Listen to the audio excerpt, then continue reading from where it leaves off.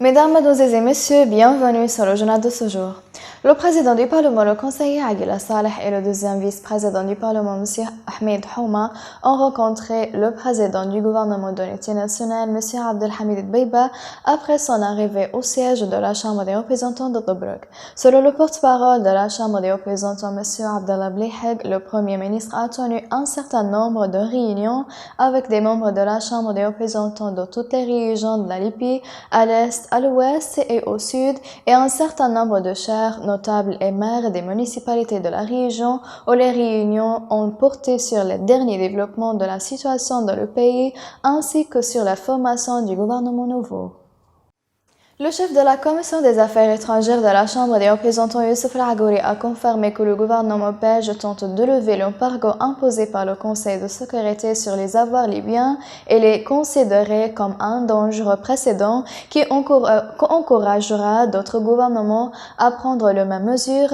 En sa qualité de président du comité de suivi des stocks libyens gelés à la Chambre des représentants. Cela s'est produit lors d'un appel téléphonique que El-Agouri a passé avec l'ambassadeur de Belgique en Libye, où l'ambassadeur de Belgique a affirmé le souci dans son pays de respecter les résolutions du Conseil de sécurité et de garantir le gel des fonds libyens dans la banque belge.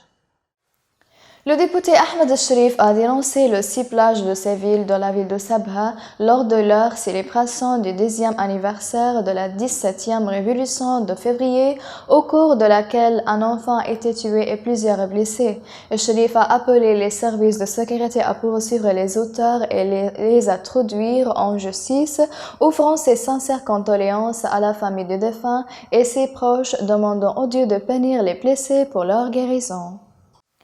Le commandant en chef des forces armées, le maréchal Khalifa Haftar, a reçu l'envoyé des Nations Unies Olebi Yankovic lors de sa première visite après avoir officiellement pris ses fonctions.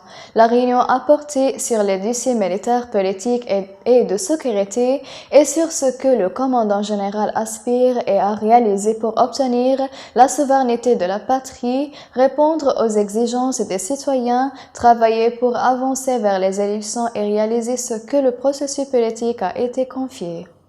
Mesdames et messieurs, la fin des résumés. Merci de m'avoir attiré votre attention et au revoir.